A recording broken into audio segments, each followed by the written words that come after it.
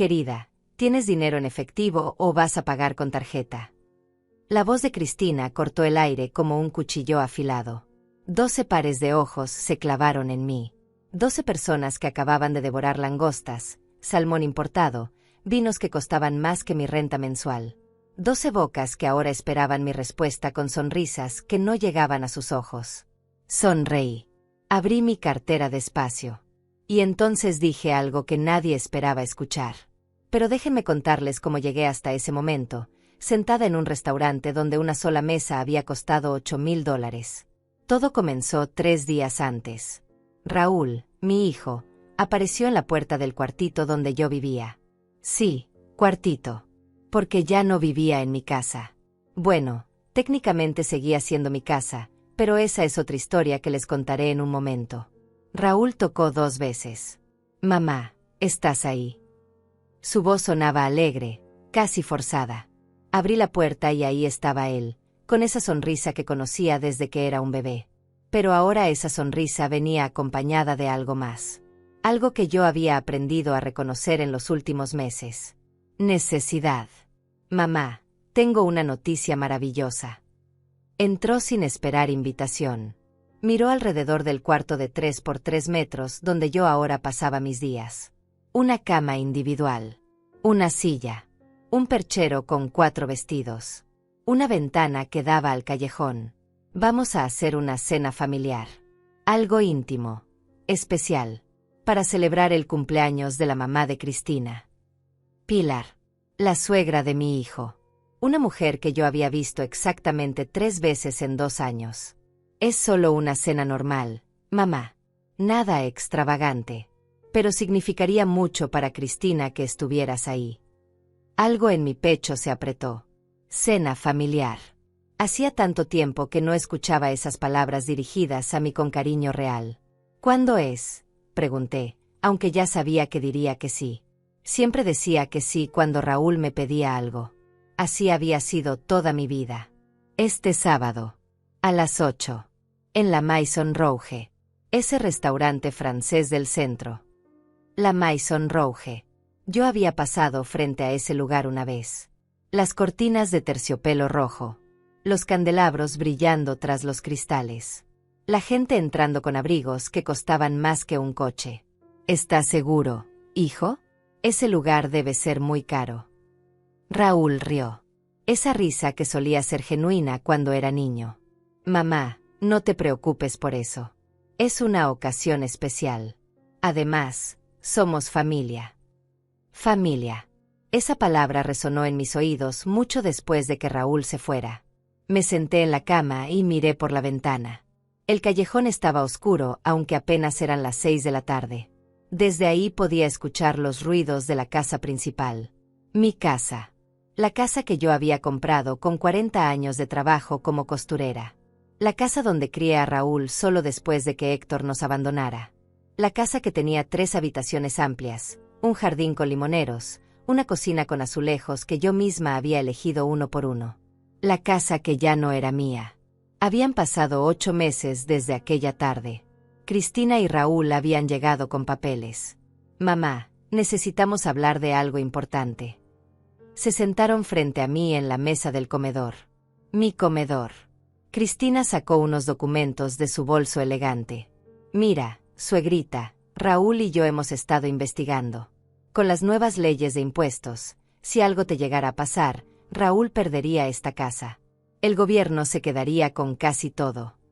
Raúl asintió, tomando mi mano. Mamá, la solución es simple.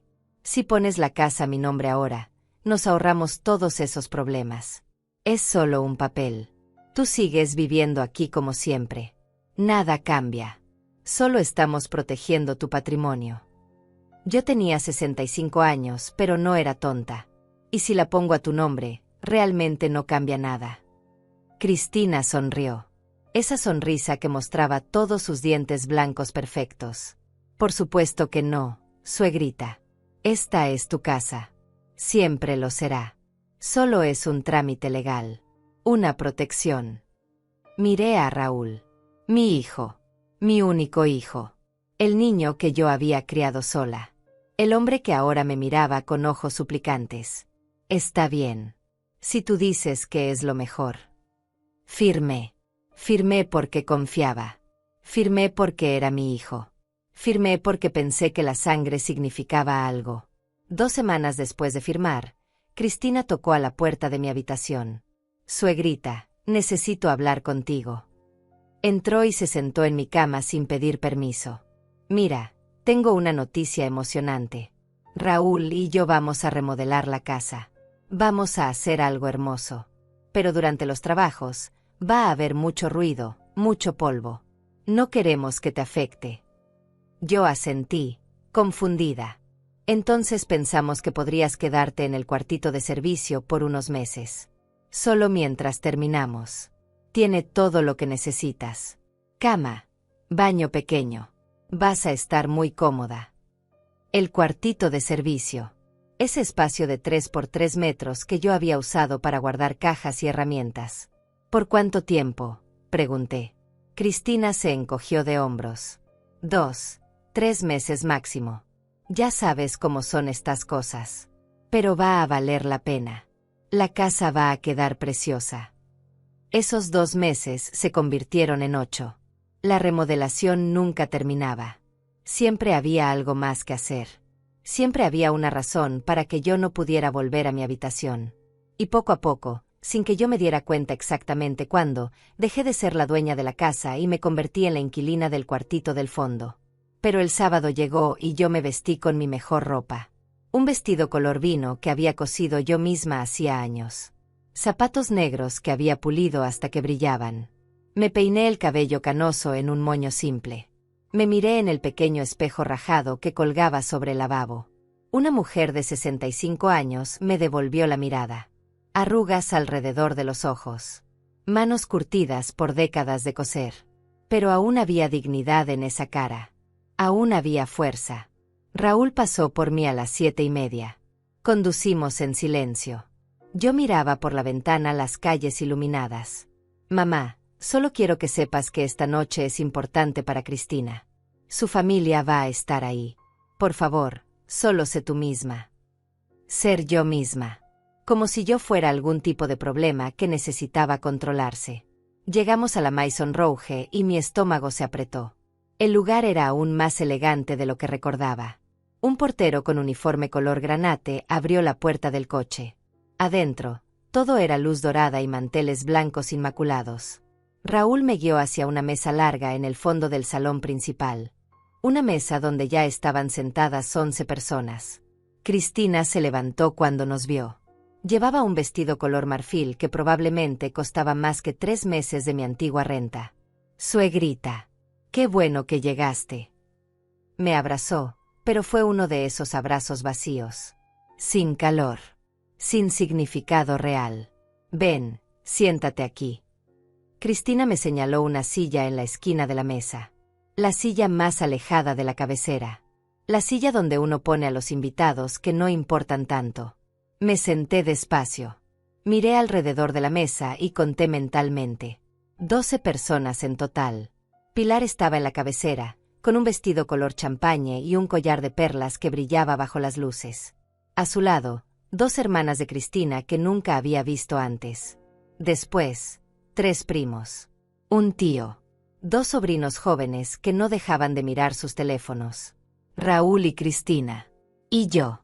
La única que no pertenecía realmente a esta reunión. Bueno, ahora que estamos todos, pidamos.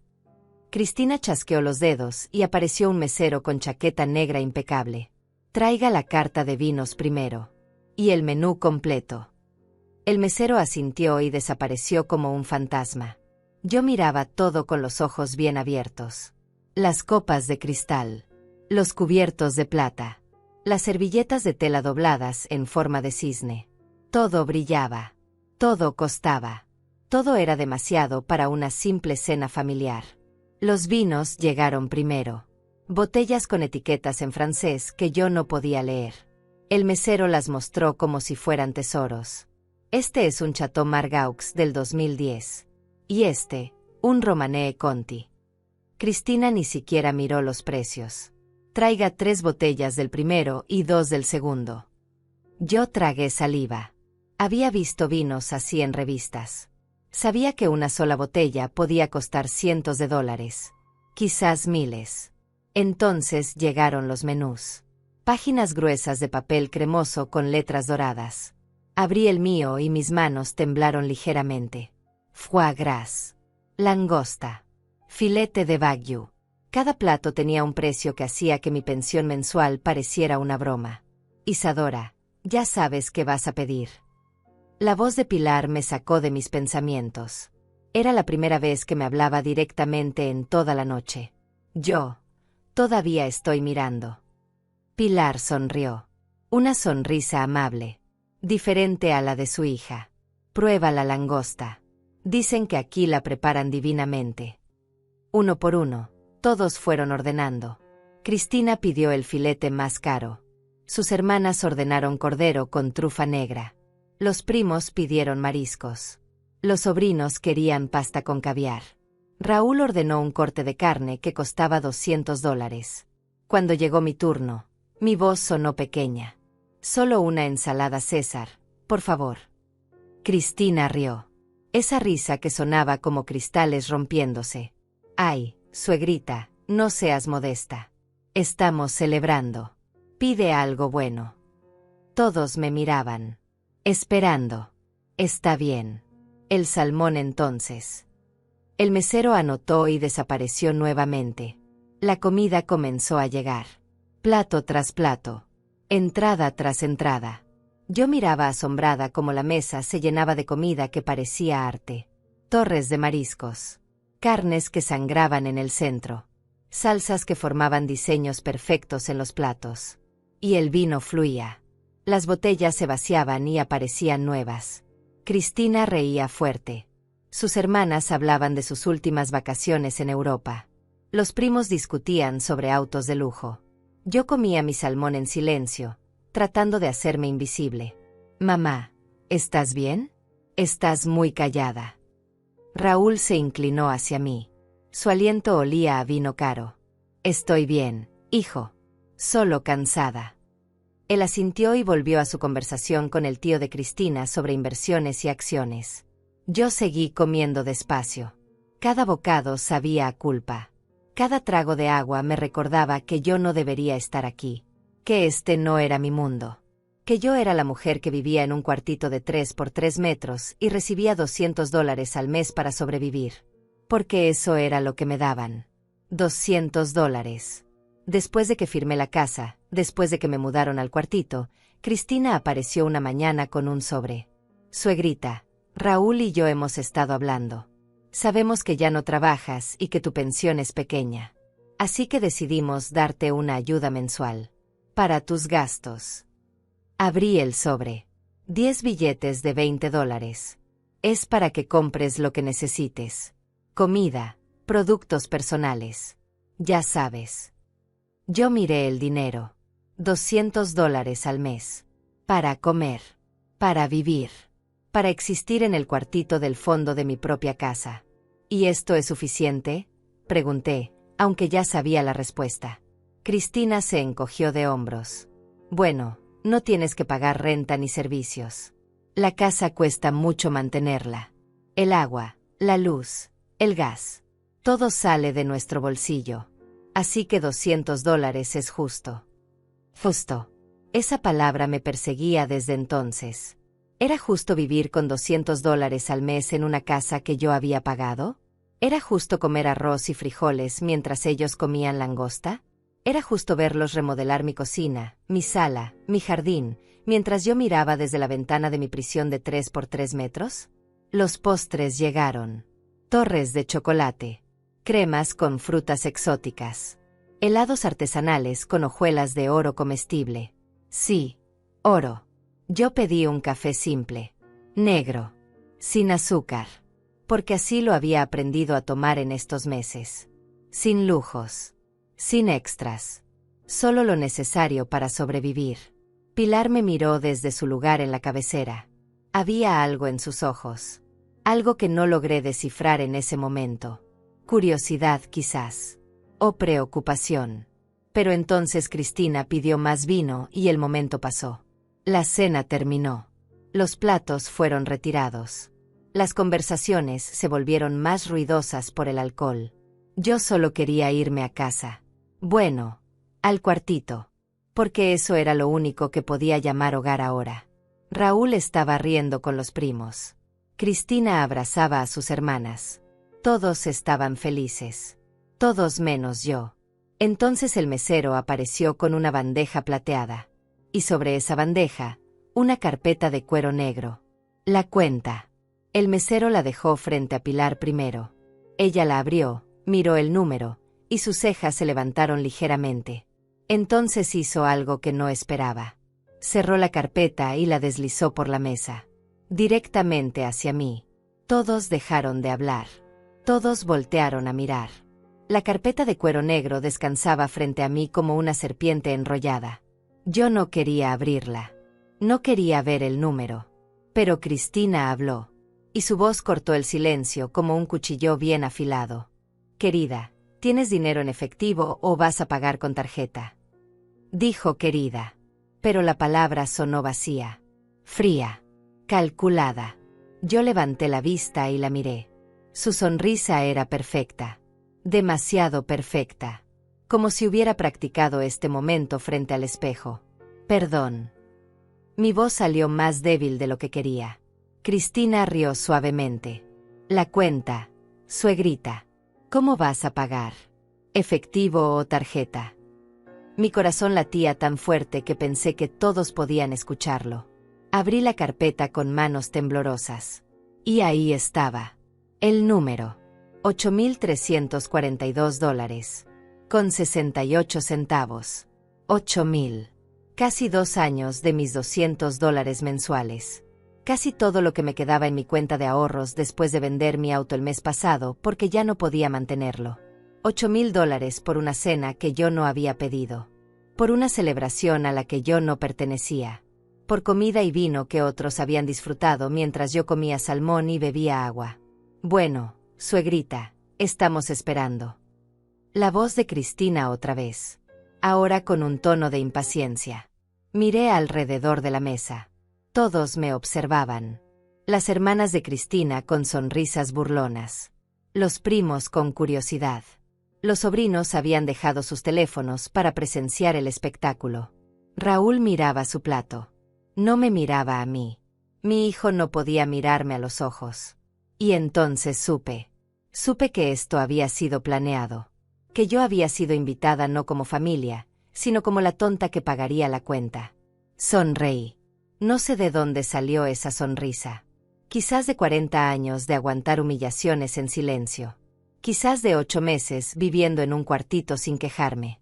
Quizás de 65 años de ser demasiado amable, demasiado comprensiva, demasiado buena. Abrí mi cartera.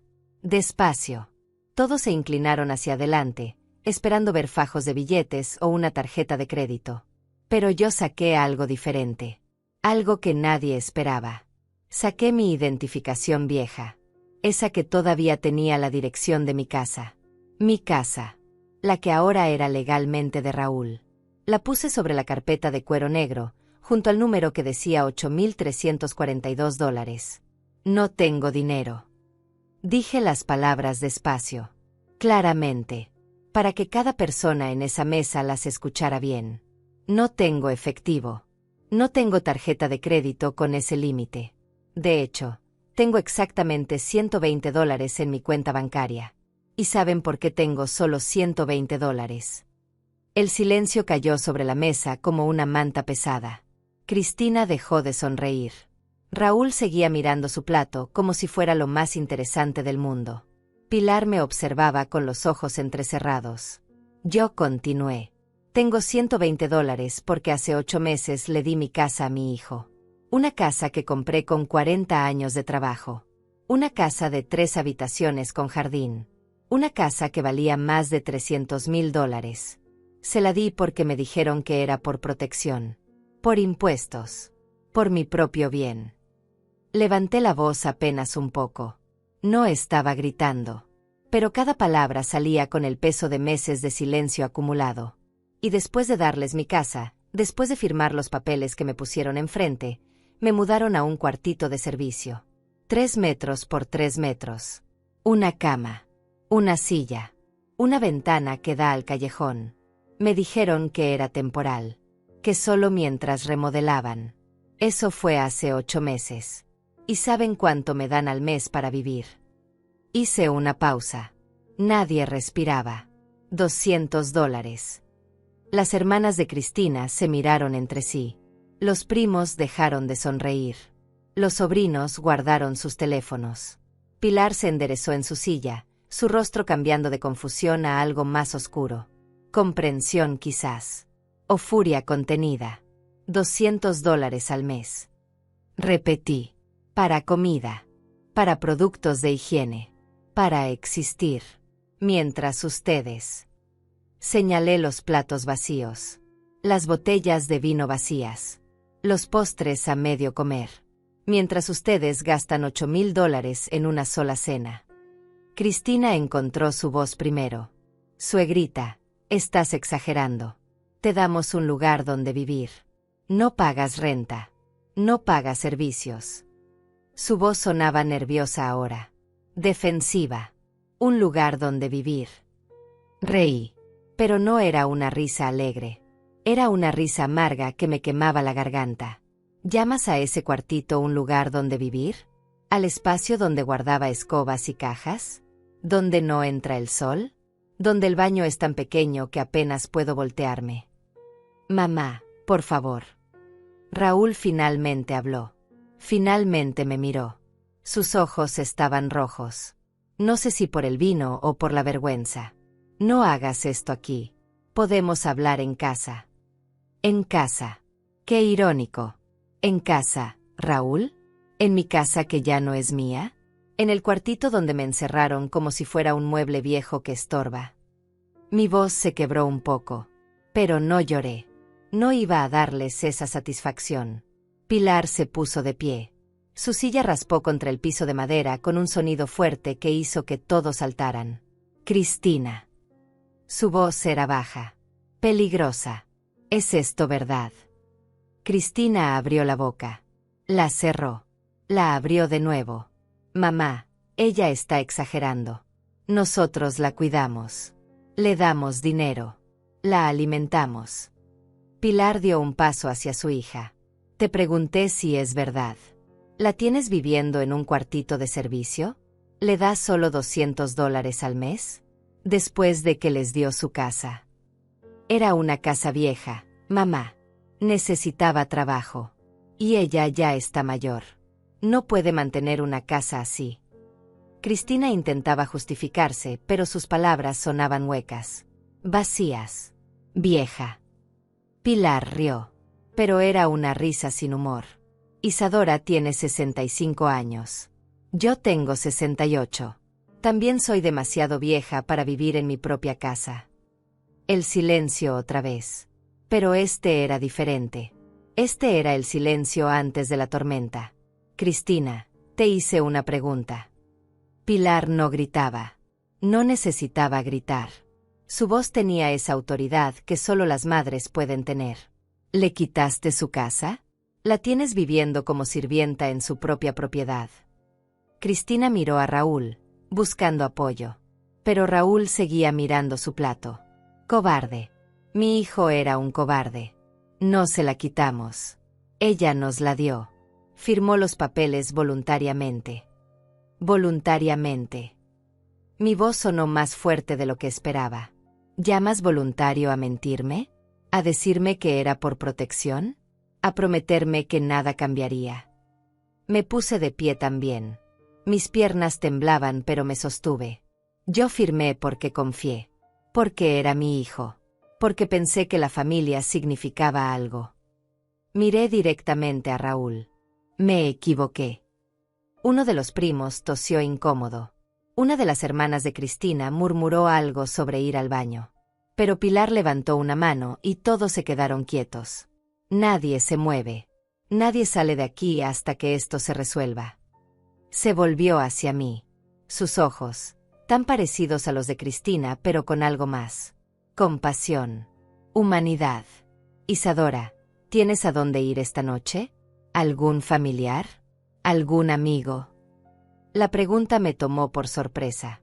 Pensé en mi vida, en mis 40 años de trabajo, en las amigas que había perdido contacto porque estaba demasiado ocupada sobreviviendo, en la familia que nunca tuve más allá de Raúl.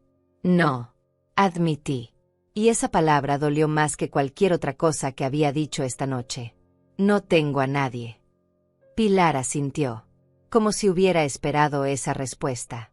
Entonces esta noche te vienes conmigo, a mi casa, y mañana vamos a solucionar este desastre. Cristina se puso pálida. Mamá, no puedes estar hablando en serio. Pilar la miró con una expresión que yo no le hubiera querido ver nunca dirigida a mí. Decepción pura. ¿En serio? Claro que hablo en serio. Acabas de invitar a esta mujer a una cena de $8,000 esperando que ella pagara. Una mujer a la que le robaste su casa. Una mujer que vive con $200 al mes. ¿Pensaste que yo iba a estar bien con eso? No le robamos nada.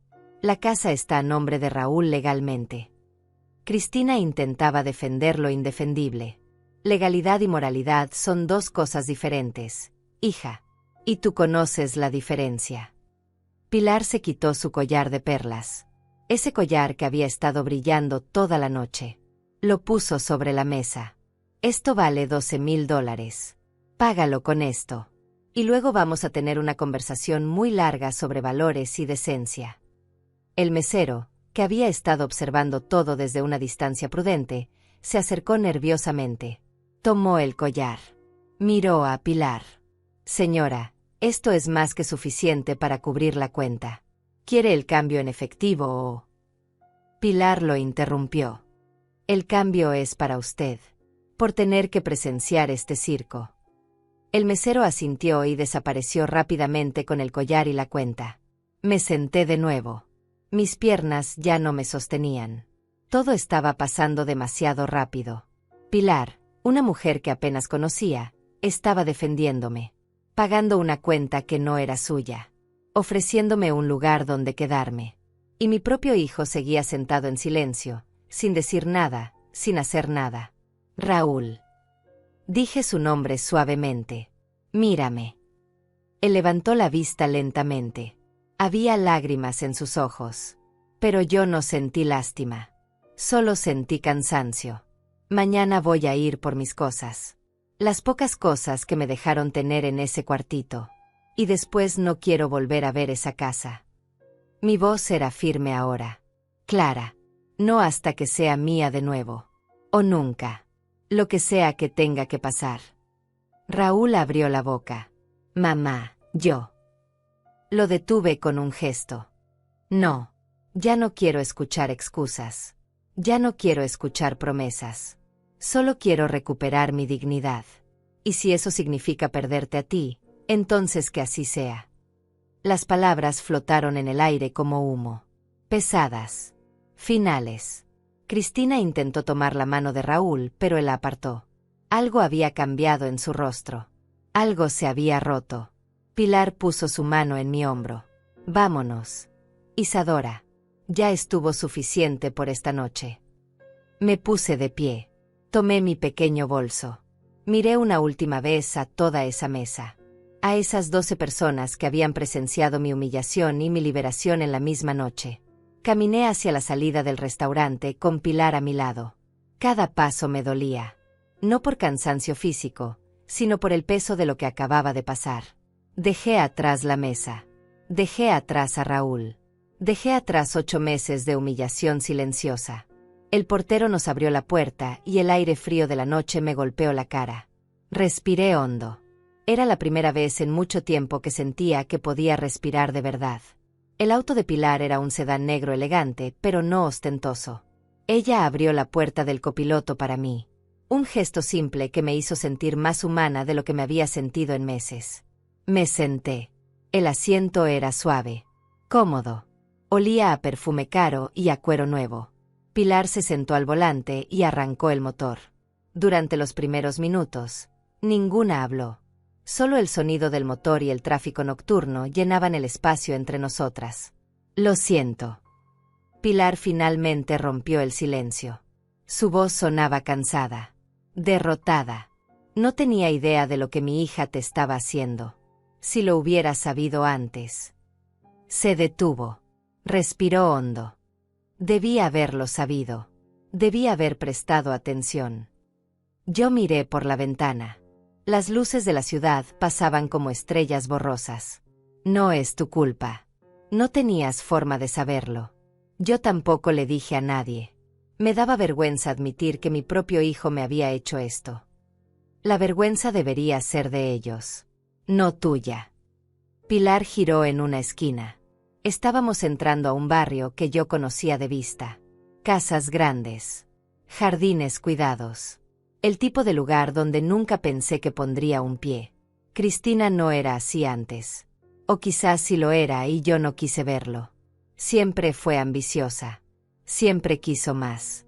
Pero nunca pensé que sería capaz de hacer algo tan cruel. Su voz se quebró un poco al final. Llegamos a una casa de 2 pisos con fachada color crema y ventanas grandes. Pilar estacionó en la entrada. Es mucho para una sola persona, dijo, como si tuviera que justificar el tamaño de su casa. Pero me gusta el espacio.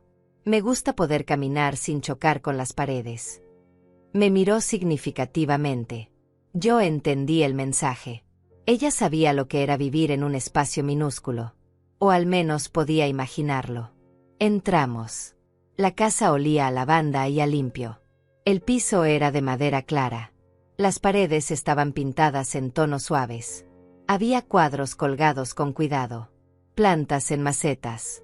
Una escalera que subía al segundo piso. La habitación de huéspedes está arriba. Tiene baño propio. Ropa de cama limpia. Toallas. Todo lo que necesites. Pilar me guió escaleras arriba. Cada escalón me parecía más alto que el anterior.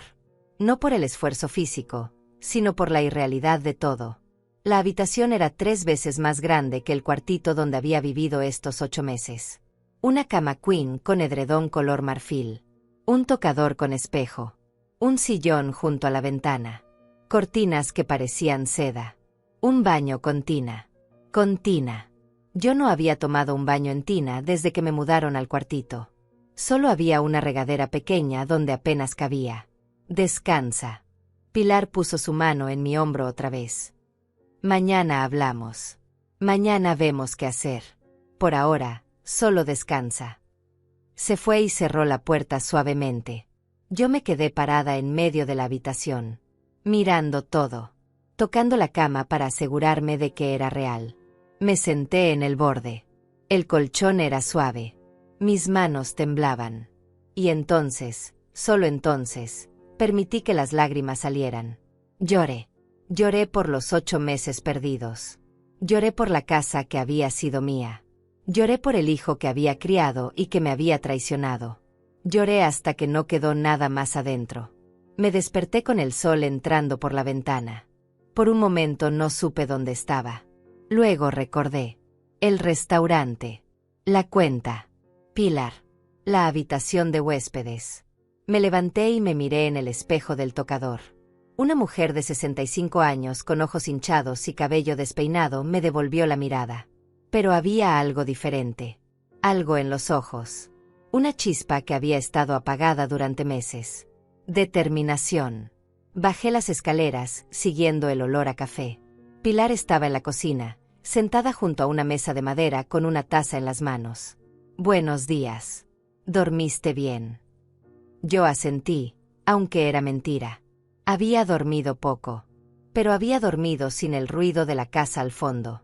Sin escuchar a Cristina y Raúl caminando por lo que había sido mi sala. Sin sentir que era una intrusa en mi propia vida. Hay café. Pan tostado. Fruta. Sirve lo que quieras. Me serví café en una taza de cerámica blanca. Negro. Sin azúcar. Pilar me observaba.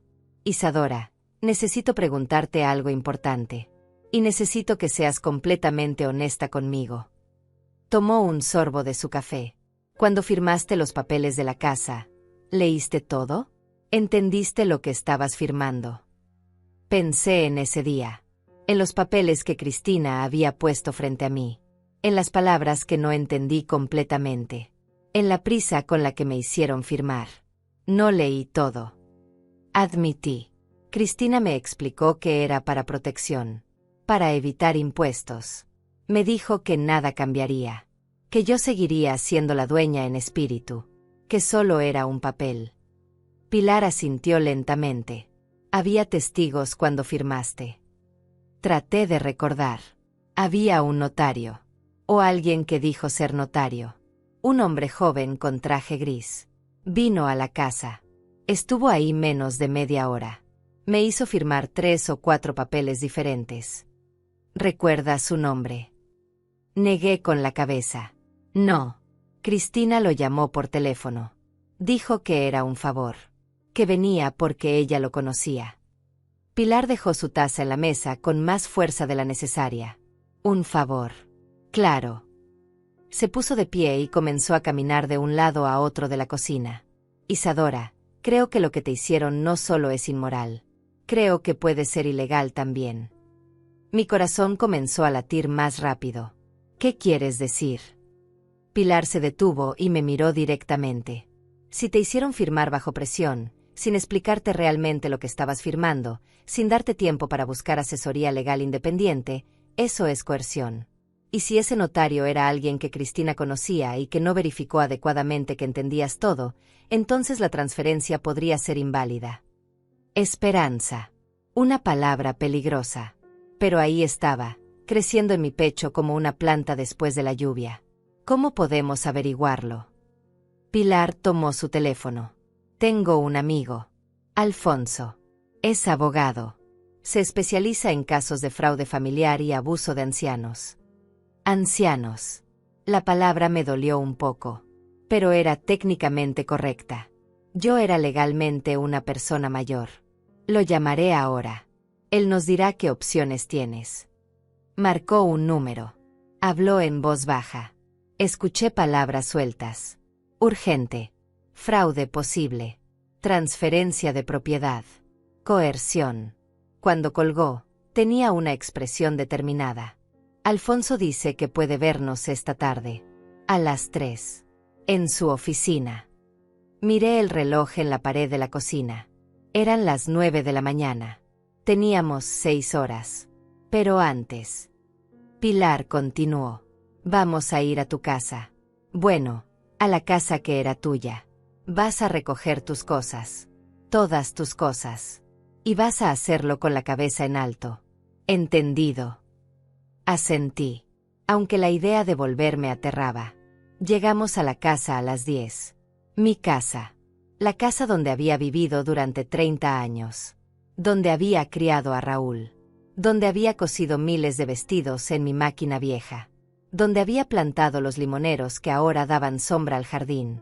Pilar estacionó frente a la entrada. El auto de Raúl estaba ahí. También el de Cristina. Ambos estaban en casa. ¿Estás lista? Pilar me preguntó. Respiré hondo. Tan lista como puedo estar. Tocamos el timbre. Nadie contestó. Toqué de nuevo. Nada. Entonces Pilar tocó. Fuerte. Insistente. Como alguien que no se irá hasta que le abran. Finalmente, la puerta se abrió. Cristina estaba ahí. Vestida con pants color gris y una camiseta. Sin maquillaje. Ojos hinchados. Había estado llorando. ¿Qué quieren? Su voz era áspera. Defensiva. Isadora viene por sus cosas. Pilar habló con autoridad. Y tú la vas a dejar entrar. Ahora. Cristina nos miró a ambas. Por un momento pensé que cerraría la puerta. Pero entonces se hizo a un lado. Entramos. La sala estaba tal como la recordaba. Bueno, no exactamente. Habían cambiado los muebles. Mi viejo sofá café había sido reemplazado por uno moderno color beige. Las cortinas que yo había cosido ya no estaban. Ahora había persianas minimalistas. Mi mesa de centro de madera había desaparecido. En su lugar había una de vidrio y metal. Mi casa. Pero ya no se sentía como mi casa. ¿Dónde está Raúl?, pregunté. Cristina señaló hacia arriba. Dormido todavía. Bebió mucho anoche después de que se fueron. Por supuesto. Mi hijo estaba durmiendo mientras yo venía a recoger los pedazos de mi vida. El cuartito está por aquí. Caminé por el pasillo. Pasé junto a lo que había sido mi habitación. La puerta estaba cerrada. Seguí hasta el fondo, hasta la puerta que daba al cuartito de servicio. La abrí. Ahí estaba. Mi vida reducida a 3 metros por 3 metros. La cama donde había dormido 8 meses. La silla donde me sentaba a leer porque no había espacio para nada más. El perchero con mis 4 vestidos. Una caja con mis zapatos. Otra con fotos viejas y recuerdos. Mi cepillo de cabello. Mi Biblia gastada. Mi vida entera cabía en 2 maletas pequeñas. Qué triste era eso. 65 años resumidos en 2 maletas. Comencé a empacar. Pilar entró detrás de mí y miró alrededor. Vi su rostro cambiar. Vi cómo sus ojos se llenaban de furia contenida mientras observaba el espacio donde yo había vivido. Dios mío. Susurró. Esto es inhumano. Yo seguí doblando mi ropa. Métodos. Movimientos automáticos que había perfeccionado en estos meses. Doblar. Guardar. Minimizar. Hacer que mi existencia ocupara el menor espacio posible. ¿Necesitas ayuda? Pilar preguntó. Negué con la cabeza. Puedo sola. Gracias. Pero ella no se fue. Se quedó ahí, observando, como testigo silencioso de mi humillación. Guardé mis vestidos. Mis zapatos. La caja con fotos de Raúl cuando era bebé. Cuando éramos felices. Cuando yo era solo su mamá y él era solo mi hijo. Antes de Cristina. Antes de la codicia. Antes de que todo se derrumbara. Entonces vi algo debajo de la cama. Una caja de zapatos vieja. La saqué. Adentro estaban los documentos que yo había guardado durante años. Mi acta de nacimiento. El acta de nacimiento de Raúl. Mi acta de matrimonio con Héctor. El divorcio. Y algo más. Los papeles de compra de la casa. Los originales. Los que demostraban que yo había pagado cada centavo. Que esta casa era mía. Mi corazón comenzó a latir más rápido. Pilar. Mi voz salió temblorosa. Mira esto. Le mostré los documentos. Ella los tomó y comenzó a leerlos cuidadosamente. Sus ojos se movían rápido por las páginas. Isadora, esto es oro. Esto demuestra que tú compraste la casa. Que era tuya libre de deudas. Que nadie más tenía derecho sobre ella. Los guardó con cuidado en mi maleta. Alfonso necesita ver esto. Hoy mismo. Terminé de empacar. 2 maletas. Una caja con fotos. Eso era todo lo que me llevaba de 8 meses en el cuartito. Me paré en la puerta y miré una última vez el espacio. Ese lugar donde había llorado tantas noches. Donde había comido frijoles fríos porque no tenía ni siquiera un microondas. Donde había sentido que mi vida no valía nada. Adiós. Susurré. Y cerré la puerta. Salimos del cuartito. Cristina estaba en la sala, sentada en su sofá nuevo, mirando su teléfono. Ni siquiera levantó la vista cuando pasamos. Pero yo me detuve. Algo en mí se rompió. O quizás se arregló. Cristina. Ella levantó la vista. Quiero que sepas algo. Puedes quedarte con los muebles. Puedes quedarte con las cortinas nuevas. Puedes quedarte con todo lo que cambiaste. Pero esta casa, estos muros, este techo, todo esto lo pagué yo. Con mi sudor. Con mis manos. Y voy a recuperarlo. Cristina rió. Pero era una risa nerviosa. Buena suerte con eso. La casa está a nombre de Raúl. Legalmente. Firmaste los papeles. Tienes 0 derecho sobre ella.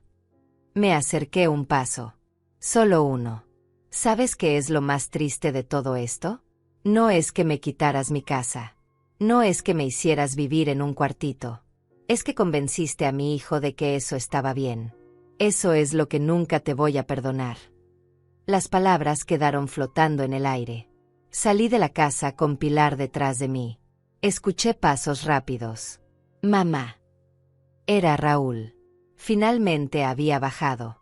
Estaba en la puerta, despeinado, con ropa arrugada. Mamá, espera. Tenemos que hablar. Me detuve. Pero no me volteé. No hay nada que hablar, Raúl. Ya está todo dicho. Él bajó las escaleras. Vino hacia mí. Mamá, lo siento. Yo no pensé que sería así. Me volteé entonces. Lo miré. Mi hijo. Mi bebé. El niño que había crecido en mis brazos. ¿No pensaste que? ¿No pensaste que estaría mal dejarme vivir en un cuartito? ¿No pensaste que $200 al mes no era suficiente? ¿O simplemente no pensaste en mí en absoluto? Raúl abrió la boca. La cerró. Lágrimas rodaban por sus mejillas. Cristina dijo que estabas bien. Que estabas cómoda. Yo le creí. Le creíste porque era más fácil. Porque si admitías la verdad, tendrías que hacer algo al respecto. Y hacer algo significaba enfrentarte a tu esposa. Significaba elegir entre ella y yo. Y ya sabemos a quién elegiste. Puse las maletas en la cajuela del auto de Pilar. Raúl me siguió. Mamá, déjame arreglar esto. Podemos hacer algo. Puedes volver a tu habitación. Podemos darte más dinero. No quiero tu caridad, Raúl. Quiero mi casa. Quiero lo que era mío por derecho. Y si no me lo das voluntariamente, lo voy a recuperar de otra forma. Subí al auto. Pilar arrancó el motor. Mientras nos alejábamos, miré por el espejo lateral. Raúl estaba parado en la entrada. Solo. Pequeño. Como un niño perdido. Pero yo no sentí lástima. Solo sentí determinación. Llegamos a la oficina de Alfonso a las 3 en punto. Era un edificio moderno en el centro de la ciudad. Pisos de mármol. Elevadores rápidos. Secretarias eficientes. Todo muy diferente al mundo en el que yo había vivido estos últimos meses. Alfonso nos recibió en su oficina del 5º piso. Era un hombre de unos 50 años, cabello con canas, traje color carbón, ojos inteligentes que parecían ver más de lo que uno decía. Pilar me contó un poco por teléfono. Pero necesito que me cuentes todo desde el principio. Se sentó detrás de su escritorio. Pilar y yo nos sentamos frente a él. Respiré hondo y comencé. Le conté sobre la casa. Sobre cómo la compré sola. Sobre Cristina y Raúl con los papeles. Sobre las promesas. Sobre el cuartito. Sobre los $200. Sobre la cena de $8,000. Alfonso escuchaba sin interrumpir. Tomaba notas en una libreta. Cuando terminé, él se reclinó en su silla. Isadora, esto es un caso clásico de explotación financiera de adultos mayores. Posiblemente fraude. Definitivamente coerción. Sacó los documentos que yo había traído. Los leyó cuidadosamente. Estos papeles originales son cruciales. Demuestran propiedad clara. Ahora, dime exactamente qué firmaste cuando transferiste la casa. Cerré los ojos tratando de recordar. Cristina puso 3 o 4 papeles frente a mí. Hojas largas con letra pequeña. El notario, o quien fuera, me dijo dónde firmar. No me explicó nada. Solo señaló las líneas. Firma aquí, aquí, aquí. Todo pasó muy rápido. Menos de 20 minutos. Alfonso asintió. ¿Te dieron copias? Negué. Dijeron que me las enviarían por correo. Nunca llegaron. Alfonso escribió más notas. ¿Te presionaron? ¿Te dijeron que tenías que firmar inmediatamente? Pensé en ese día. En la urgencia en la voz de Cristina. Sí. Dijeron que había una fecha límite. Algo sobre impuestos. Que si no firmaba ese día, perdería beneficios importantes. Alfonso dejó la pluma. Mentiras. Todo mentiras diseñadas para presionarte. Se puso de pie y caminó hacia la ventana. Isadora, creo que podemos pelear esto. Pero necesito ser honesto contigo. No será fácil. Tomará tiempo. Probablemente varios meses. Y necesitamos encontrar irregularidades en la transferencia. ¿Qué tipo de irregularidades? Pilar preguntó. Alfonso se volteó. Si el notario no verificó adecuadamente que Isadora entendía lo que firmaba.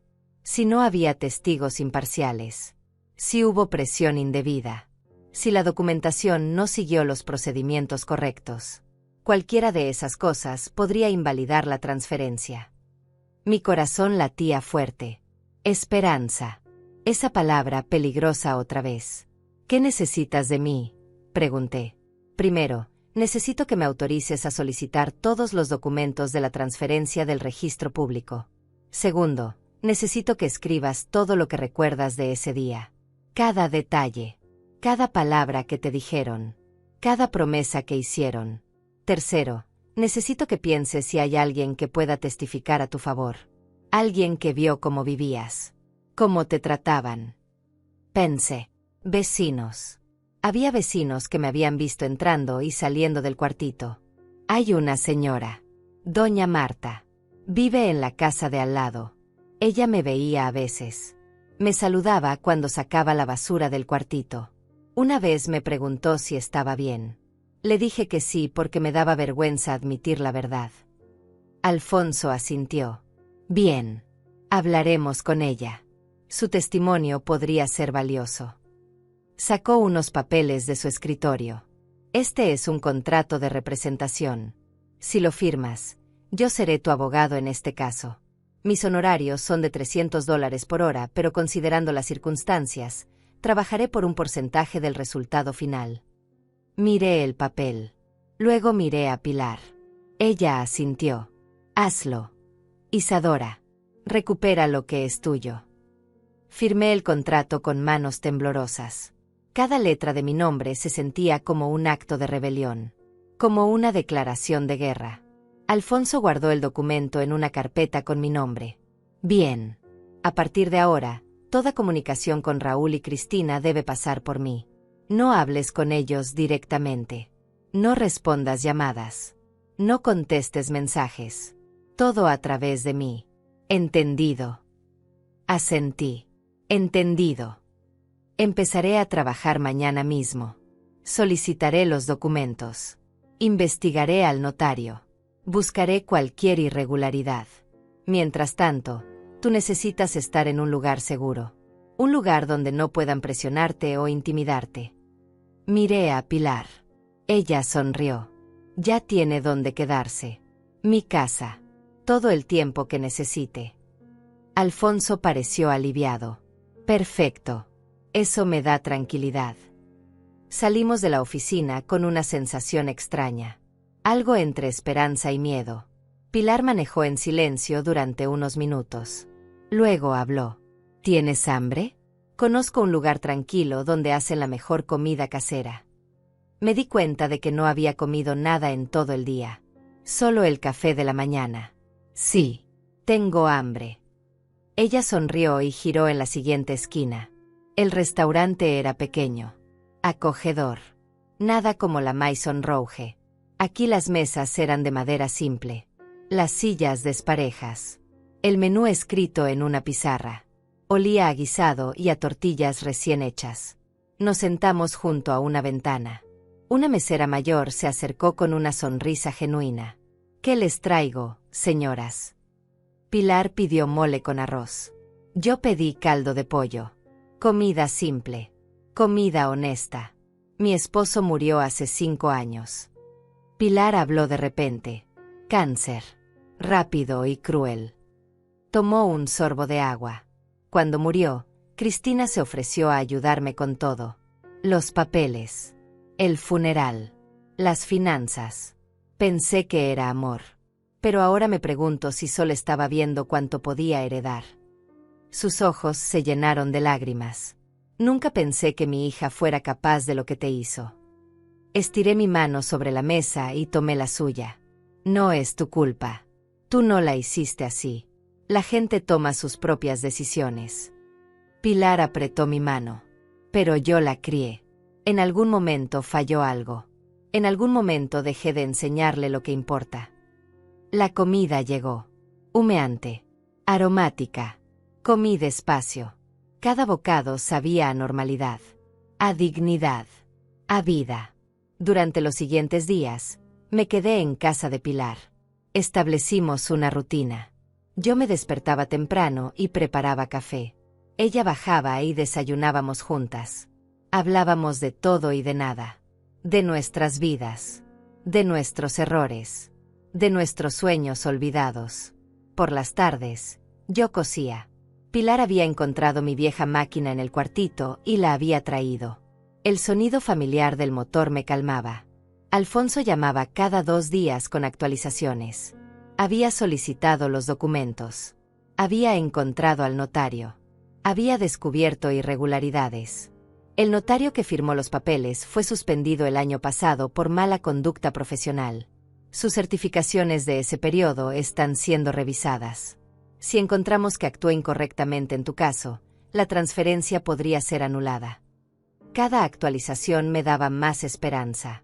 Una tarde, el timbre de la casa de Pilar sonó. Ella fue a abrir.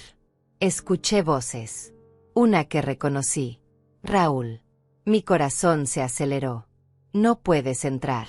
Isadora no quiere verte. La voz de Pilar era firme. Por favor. Solo quiero hablar con ella. 5 minutos. Raúl sonaba desesperado. Bajé las escaleras. Pilar me miró. Yo asentí. Está bien. 5 minutos. Raúl entró. Se veía terrible. Había perdido peso. Tenía ojeras profundas. Ropa arrugada. Mamá. Su voz se quebró al verme. Gracias por aceptar hablar conmigo. Nos sentamos en la sala. Pilar se quedó de pie cerca, como guardiana. Tienes 5 minutos. Habla. Dije sin emoción. Raúl respiró hondo. Mamá, lo siento. Siento todo. Cristina y yo hemos estado hablando. Queremos devolverte la casa. El silencio llenó la habitación. Pilar y yo nos miramos. Devolver la casa. Repetí lentamente. Raúl asintió. Sí. Queremos hacer las cosas bien. Transferirla de vuelta a tu nombre. Sin condiciones. Sin trucos. Solo queremos que vuelvas. Algo en mi pecho se apretó. Pero no era alivio. Era sospecha. ¿Por qué ahora? ¿Por qué no hace 2 meses? ¿Por qué no cuando me tenían viviendo en ese cuartito? Raúl bajó la vista. ¿Por qué? Porque Alfonso está investigando. Porque descubrimos que el notario tenía problemas. Porque nuestro abogado nos dijo que podríamos perder la casa de todas formas y además enfrentar cargos criminales. Ahí estaba. La verdad. No era arrepentimiento. No era amor. Era miedo. Miedo a las consecuencias. Entonces no lo hacen porque esté bien. Lo hacen porque les conviene. Mamá, por favor. Entiendo que estés enojada. Pero esto es lo que querías, ¿no? Recuperar tu casa. Te la estamos ofreciendo. Sin pelea. Sin juicios largos. Raúl se inclinó hacia adelante. Podemos firmar los papeles esta semana. Todo vuelve a ser como antes. Me puse de pie. No, Raúl. Nada puede volver a ser como antes. Porque antes yo confiaba en ti. Antes yo creía que mi hijo me amaba más que a una casa. Antes yo pensaba que la familia significaba algo. Caminé hacia la ventana. Miré el jardín de Pilar. Las flores bien cuidadas. El pasto verde. Si me devuelven la casa ahora, será porque ustedes decidieron hacerlo. Porque tuvieron misericordia. Pero yo no quiero misericordia. Quiero justicia. Quiero que un juez les diga que lo que hicieron estuvo mal. Quiero que quede registrado. Quiero que enfrenten las consecuencias. Me volteé hacia él. Así que no. No acepto tu oferta. Raúl se puso pálido. Mamá, estás cometiendo un error. Si esto va a juicio, podría tomar años. Podrías perder. Y mientras tanto, ¿dónde vas a vivir? ¿Qué vas a hacer? Sonreí. Una sonrisa triste pero firme. Voy a vivir aquí, con Pilar. Voy a coser. Voy a recuperar mi dignidad. Y voy a esperar. Porque tengo algo que ustedes no tienen. Tengo razón. Tengo la verdad de mi lado. Mamá. Raúl intentó acercarse. Levanté una mano. Se acabaron tus 5 minutos. Pilar, por favor acompaña a mi hijo a la salida. Pilar abrió la puerta. Raúl se quedó parado ahí, mirándome como si esperara que yo cambiara de opinión. Pero yo no cedí. No moví ni un músculo. Finalmente, él salió. Escuché sus pasos alejándose. Escuché su auto arrancar. Escuché el silencio que dejó atrás. Hiciste lo correcto. Pilar puso su mano en mi hombro. Sé que es difícil. Sé que es tu hijo. Pero hiciste lo correcto. Yo asentí. Aunque cada parte de mí dolía. Aunque mi corazón de madre gritaba que lo perdonara. Aunque todo hubiera sido más fácil si simplemente aceptaba su oferta. Pero fácil no significa correcto. Y yo estaba cansada de tomar el camino fácil. Esa noche, Alfonso llamó. Raúl me contactó. Me dijo que te ofreció devolver la casa y que rechazaste. Había algo en su voz. Respeto quizás. Sí, rechacé. Silencio por un momento. Bien. Porque tengo noticias. Encontré algo grande.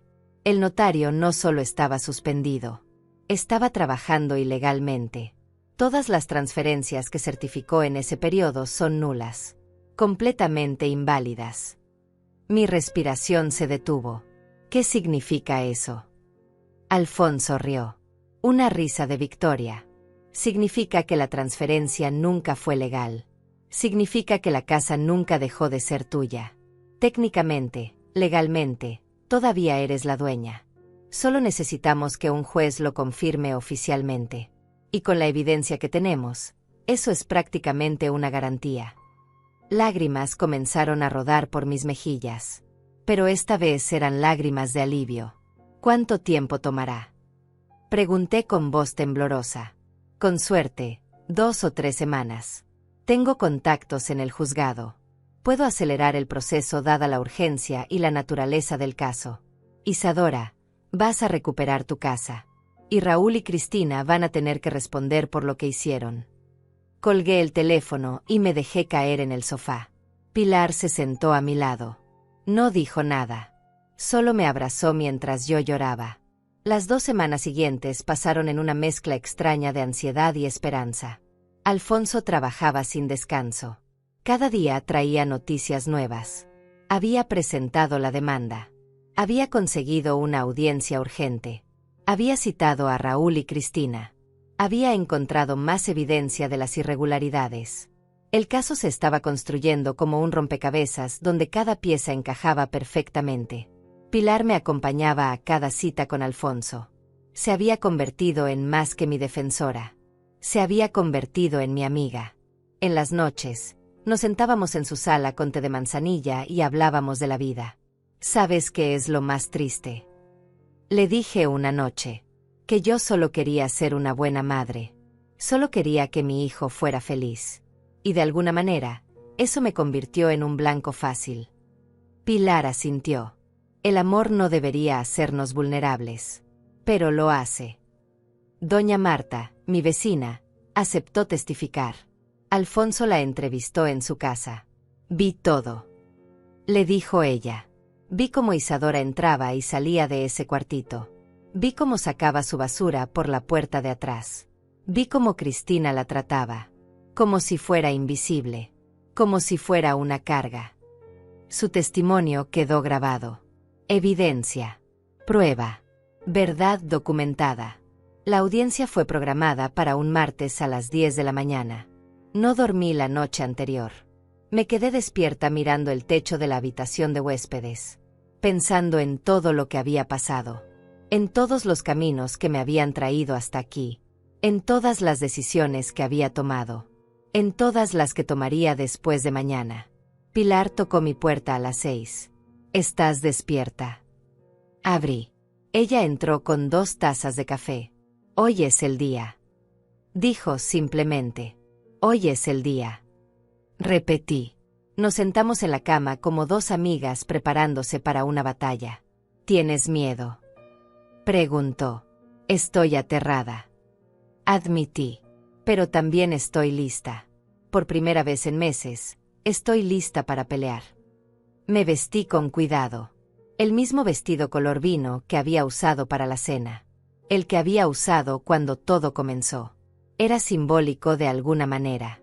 Ese vestido me había visto en mi momento más bajo. Ahora me vería recuperar mi dignidad. Me peiné el cabello en un moño simple. Me miré en el espejo. La mujer que me devolvió la mirada era diferente a la de hace 2 semanas. Había fuerza en sus ojos. Había determinación en su mandíbula. Llegamos al juzgado a las 9:30. Alfonso nos esperaba en las escaleras. Llevaba un maletín de cuero lleno de documentos.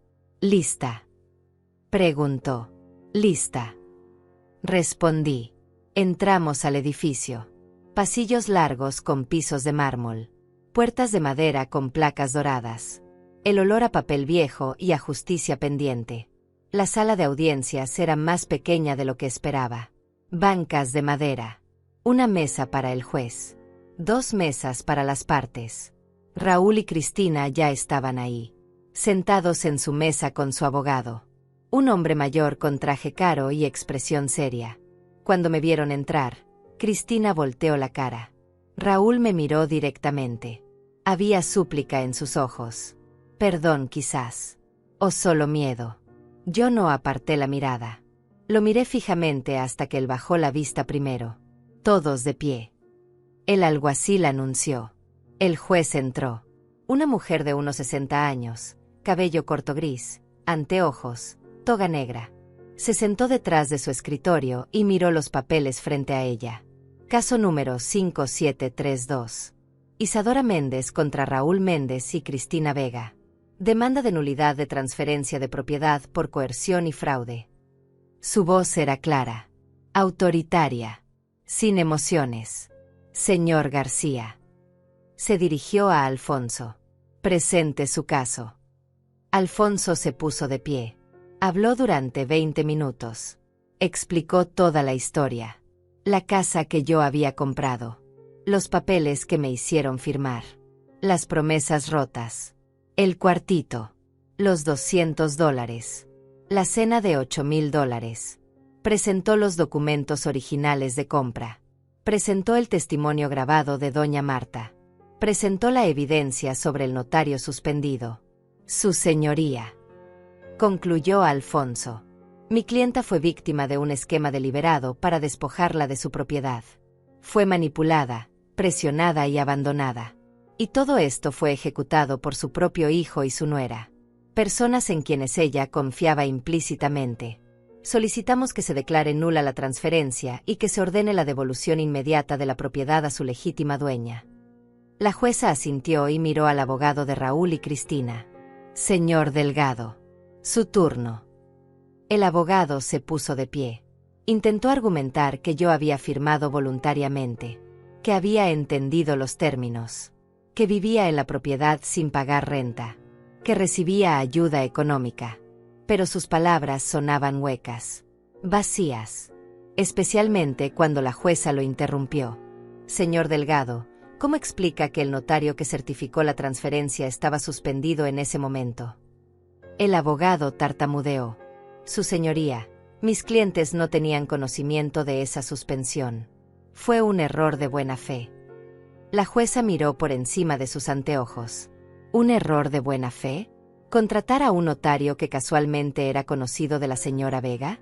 ¿Presionar a una mujer de 65 años para firmar documentos sin asesoría legal independiente? Cristina susurró algo a su abogado. Él negó con la cabeza. Raúl tenía las manos entrelazadas sobre la mesa. Sus nudillos estaban blancos de la presión. La jueza continuó. He revisado toda la evidencia presentada. He leído el testimonio. He verificado el estatus del notario. Y mi conclusión es clara. Hizo una pausa. El silencio en la sala era absoluto. Solo se escuchaba el tic-tac del reloj en la pared. La transferencia de propiedad realizada hace 8 meses es declarada nula e inválida. El título de propiedad será devuelto inmediatamente al nombre de Isadora Méndez. Los señores Raúl Méndez y Cristina Vega tienen 72 horas para desocupar la propiedad y entregar todas las llaves. Golpeó su mazo contra el escritorio. El sonido resonó en mis oídos como campanas de victoria. No pude contener las lágrimas. Pilar me abrazó. Alfonso sonrió ampliamente. Era oficial. La casa era mía otra vez. Legalmente. Irrevocablemente. Mía.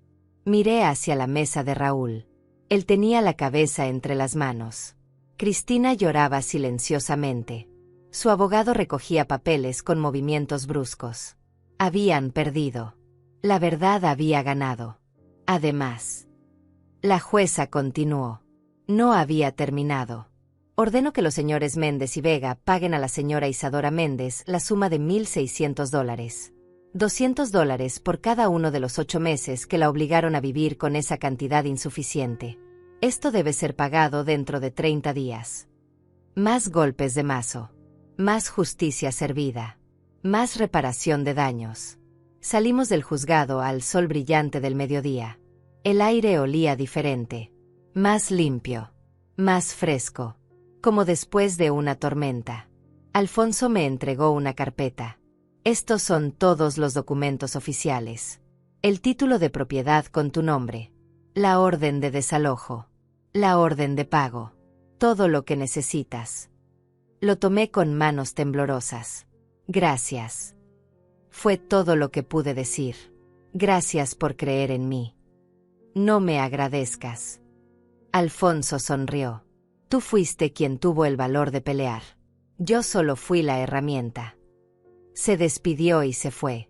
Pilar y yo nos quedamos paradas en las escaleras del juzgado. ¿Quieres ir a ver tu casa?, preguntó. Negué con la cabeza. Todavía no. Déjales tener sus 72 horas. Déjales empacar. Déjales sentir lo que yo sentí cuando me mudaron al cuartito. No era venganza. Era justicia. Había una diferencia. Esa noche, Pilar preparó una cena especial. Nada extravagante. Pollo asado. Ensalada. Pan fresco. Vino económico pero bueno. Brindamos. Por la justicia. Dijo ella. Por la dignidad. Dije yo. Por las mujeres que se levantan después de ser derribadas. Dijimos juntas. Comimos despacio. Saboreando no solo la comida sino el momento. El triunfo. La reivindicación. Al tercer día, exactamente 72 horas después de la sentencia, Pilar y yo fuimos a la casa. Mi casa. Alfonso nos acompañó con un cerrajero. Por si acaso. Pero no fue necesario. La puerta estaba sin llave. Entramos. La casa estaba vacía. Completamente vacía. Raúl y Cristina se habían llevado todo. Los muebles nuevos. Las cortinas. Los electrodomésticos. Todo. Solo quedaban los muros. Los pisos. Los techos. La estructura que yo había pagado. Caminé por la casa vacía. Mis pasos resonaban contra los pisos de madera. El eco me recordaba cómo solía ser. Cuando la casa estaba llena de vida. De risas. De recuerdos. Entré a lo que había sido mi habitación. Las paredes estaban desnudas. Habían dejado marcas donde colgaban cuadros. Cuadros que yo había comprado.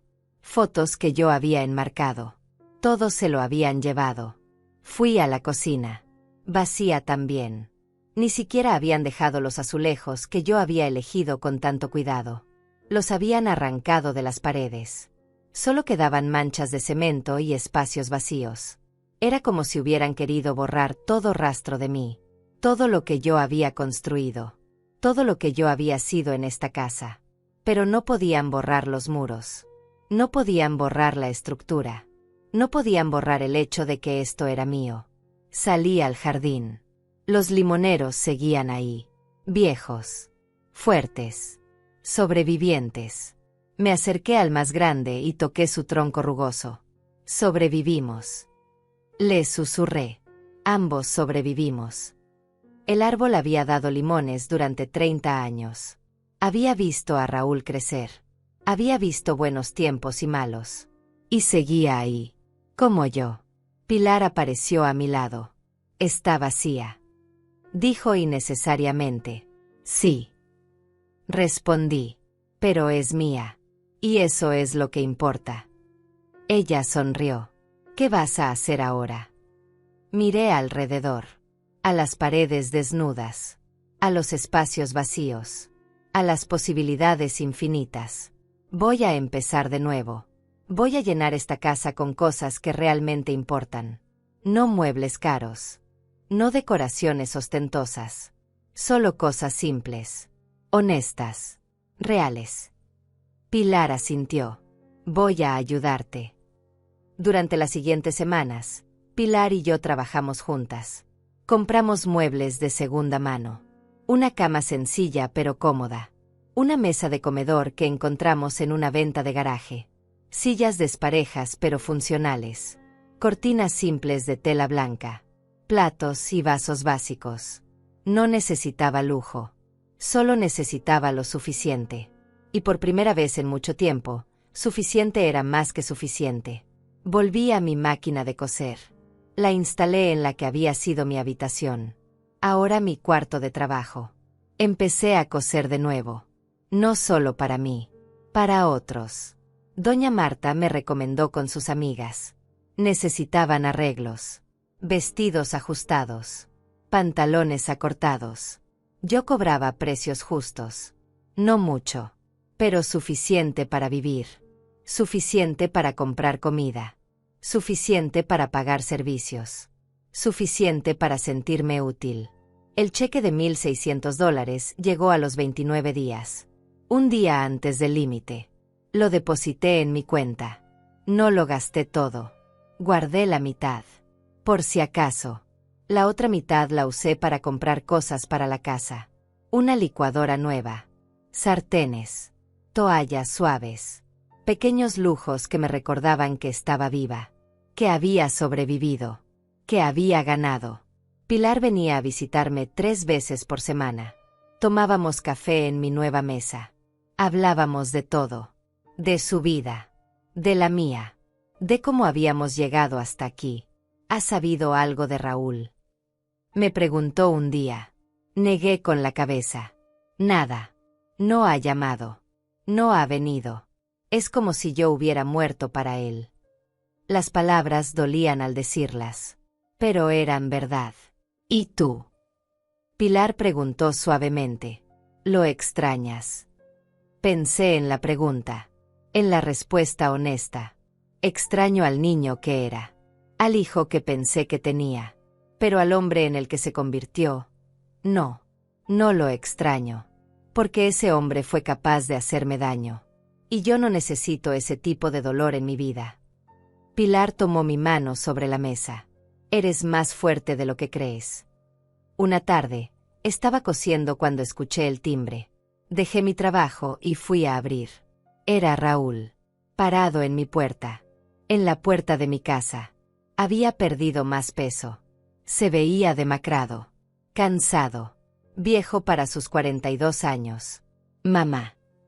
Su voz era apenas un susurro. ¿Puedo pasar? Lo miré. Este hombre que había sido mi bebé. Mi razón de vivir. Mi mayor alegría y mi mayor decepción. ¿Para qué vienes, Raúl? Pregunté sin abrir la puerta completamente. Para disculparme. Para intentar explicar. Para... Se detuvo. Para pedirte perdón de verdad esta vez. Dudé. Cada parte de mí quería cerrar la puerta. Protegerme. Mantenerme segura. Pero otra parte, la parte que había sido madre durante 42 años, quería escuchar. Tienes 10 minutos. Abrí la puerta. Entramos a la sala. Él miró alrededor. A los muebles simples. A las paredes sin adornos. Te llevaste todo. Dije. No era una pregunta. Era una afirmación. Cristina insistió. Dijo que eran nuestros. Que los habíamos comprado nosotros. Raúl se sentó en una de las sillas desparejas. Yo traté de dejar algunas cosas, pero ella se detuvo. No, eso es mentira. No traté lo suficiente. Dejé que ella tomara todas las decisiones. Como siempre. ¿Dónde está Cristina ahora? Pregunté. Raúl miró sus manos. Se fue. Dijo que no podía estar con alguien tan débil. Alguien que no podía ni siquiera quedarse con la casa de su propia madre. Rió amargamente. Irónico, ¿verdad? Me dejó porque perdí lo que ella me obligó a quitarte. No sentí satisfacción al escuchar eso. Solo sentí tristeza. Tristeza por todo lo que se había roto. Por todo lo que no podía repararse. Mamá, sé que no tengo derecho a pedirte nada. Sé que te hice daño. Sé que fui un cobarde. Pero quiero que sepas algo. Levantó la vista. Sus ojos estaban rojos. Cada noche me despierto pensando en ese cuartito. En cómo te dejé vivir ahí. En cómo no hice nada. Y me odio por eso. Me odio más de lo que tú podrías odiarme jamás. Lágrimas rodaban por sus mejillas. Me senté frente a él. No te odio, Raúl. El odio requiere energía que ya no tengo. Lo que siento es tristeza. Tristeza porque perdí a mi hijo. Tristeza porque elegiste una casa sobre tu madre. Tristeza porque no sé si alguna vez podré confiar en ti otra vez. Mi voz era calmada. Sin ira. Sin veneno. Solo verdad. Pero sobre todo, tristeza porque no sé quién eres. El Raúl que yo crié nunca habría hecho esto. Yo tampoco sé quién soy. Admitió. Perdí mi camino en algún punto. Cristina tenía tantos sueños, tantos planes. Y yo quería darle todo. Quería ser el esposo que ella merecía. Pero en el proceso, olvidé ser el hijo que tú merecías. Se limpió las lágrimas con el dorso de la mano. Y ahora lo perdí todo. La casa. Cristina. A ti. Todo. No perdiste la casa, Raúl. Nunca fue tuya para perder. Fue robada. Hay una diferencia. Me puse de pie. Tus 10 minutos terminaron. Necesito que te vayas ahora. Raúl se puso de pie también. ¿Hay alguna posibilidad? ¿Alguna forma de que me perdones algún día? Lo miré directamente. No lo sé. Quizás. Con tiempo. Con acciones reales. Con cambio verdadero. Pero hoy no. Hoy todavía duele demasiado. Raúl asintió. Caminó hacia la puerta. Se detuvo en el umbral. Te amo, mamá. Sé que no lo demostré. Sé que te fallé. Pero te amo. Siempre lo he hecho. Siempre lo haré. Cerré la puerta suavemente después de que se fue. Me recargué contra ella. Las lágrimas finalmente salieron. Lloré por lo que pudo haber sido. Por lo que nunca sería. Por la relación rota que quizás algún día podría sanar. O quizás no. Esa noche, Pilar vino a cenar. Le conté sobre la visita de Raúl. Ella escuchó sin interrumpir. ¿Crees que alguna vez lo perdonarás? Preguntó cuando terminé. No lo sé. Respondí honestamente. El perdón no es algo que puedas forzar. Tiene que venir naturalmente. Con tiempo. Con sanación. Por ahora, solo quiero vivir mi vida. Reconstruir lo que se rompió. Encontrar paz. Eso es sabio. Pilar sirvió más café. ¿Y qué hay de tus planes para el futuro? Sonreí. Quiero seguir cosiendo. Quiero hacer de esto un pequeño negocio. Quiero llenar esta casa con trabajo honesto y vida simple. Quiero plantar más árboles en el jardín. Quiero despertar cada mañana sabiendo que estoy en mi casa. Mi espacio. Mi territorio. Pilar levantó su taza. Por nuevos comienzos. Levanté la mía. Por segundas oportunidades. Los meses pasaron como páginas de un libro que finalmente tenía un buen final. El otoño llegó con sus hojas doradas y su aire fresco. Mi pequeño negocio de costura creció. Las amigas de doña Marta trajeron a sus hijas. Las hijas trajeron a sus amigas. Pronto tenía trabajo suficiente para mantenerme ocupada 6 días a la semana. No me hacía rica, pero me hacía feliz. Y eso valía más que todo el dinero del mundo. Planté nuevos árboles en el jardín. Naranjos. Un aguacate. Rosales junto a la ventana de la cocina. Cada planta era un símbolo. Un recordatorio de que la vida continúa. De que las cosas pueden crecer incluso después de ser cortadas. de que siempre hay tiempo para nuevos comienzos. Pilar me ayudó a plantar el aguacate. En 5 años dará frutos, dijo, con las manos llenas de tierra. Y estaremos aquí para verlo. Le respondí. Una tarde de noviembre, 3 meses después de recuperar mi casa, Raúl volvió. Esta vez traía algo en las manos. Una caja de madera vieja. La reconocí inmediatamente. Era la caja donde yo guardaba fotos antiguas. Fotos de cuando él era bebé. De su primer día de escuela. De cumpleaños y navidades. Las encontré en el almacén donde guardamos todo después de mudarnos. Dijo. Pensé que querrías tenerlas de vuelta. Tomé la caja. La abrí. Ahí estaban todas mis memorias. Mi vida en fotografías. Gracias. Fue todo lo que dije. Raúl se quedó parado en la puerta. Esperando. ¿Puedo entrar? Solo un momento. Dudé, pero algo en su cara era diferente. Más humilde. Más honesto. Está bien. Pasa. Nos sentamos en la sala. Él miró alrededor. Hiciste que se sintiera como un hogar otra vez. Comentó. Siempre fue un hogar. Respondí. Solo que ustedes lo convirtieron en otra cosa. Pero los hogares tienen memoria. Recuerdan el amor. Recuerdan la vida. Y poco a poco, eso regresa. Raúl asintió. Mamá, he estado yendo a terapia. 2 veces por semana. Tratando de entender cómo llegué a hacer lo que hice. Cómo me convertí en alguien capaz de lastimarte así. Lo miré. Realmente lo miré. Había algo diferente en sus ojos. Menos desesperación. Más claridad. Mi terapeuta dice que pasé años tratando de complacer a Cristina.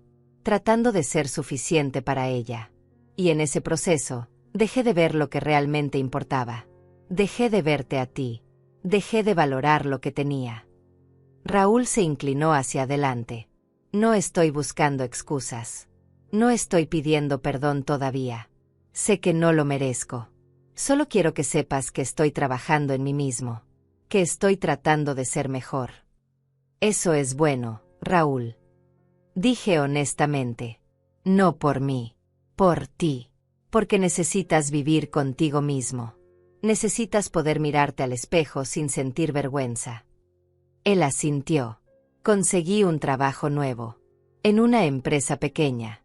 El sueldo no es mucho, pero es honesto. Renté un departamento pequeño. Nada lujoso. Solo lo necesario. Y por primera vez en años, me siento ligero. Como si me hubiera quitado un peso que ni siquiera sabía que cargaba. Nos quedamos en silencio por un momento. No era un silencio incómodo.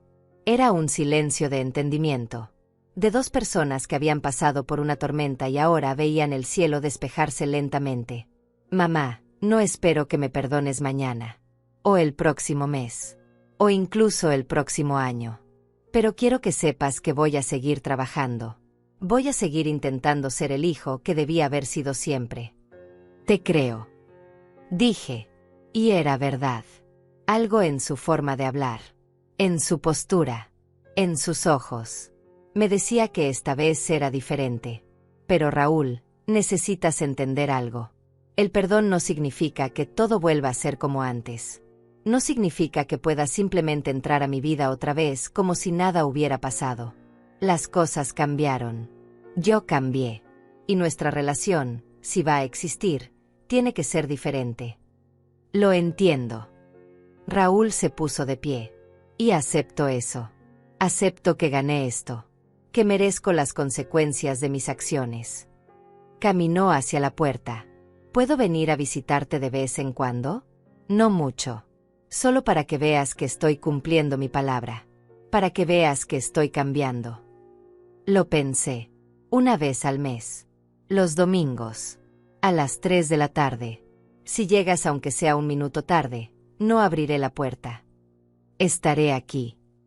Prometió. Y se fue. Miré la caja de fotos que había traído. La llevé a mi habitación y saqué las fotografías una por una. Mi bebé sonriente. Mi niño perdiendo su primer diente. Mi adolescente en su graduación. Mi hijo en su boda con Cristina. Ahí estaba yo en todas las fotos. Sonriendo. Orgullosa. Amando. No sabía entonces lo que vendría. Pero tampoco sabía lo fuerte que sería cuando llegara. Pilar vino esa noche como siempre. Le conté sobre la visita de Raúl. Sobre las fotos. Sobre su promesa de cambiar. ¿Le crees? Preguntó. Quiero creerle. Respondí. Pero también aprendí a protegerme.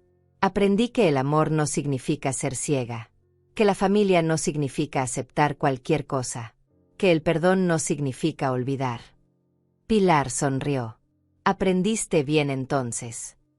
Cenamos en mi pequeña mesa. Sopa de verduras que yo había hecho. Pan que Pilar había traído. Vino barato pero alegre. ¿Sabes? Dijo Pilar. Cuando conocí a Cristina por primera vez, pensé que le había fallado como madre. Que algo había hecho mal para que ella fuera capaz de lo que te hizo. Pero mi terapeuta me ayudó a entender algo. A veces la gente toma malas decisiones, sin importar cómo fueron criados.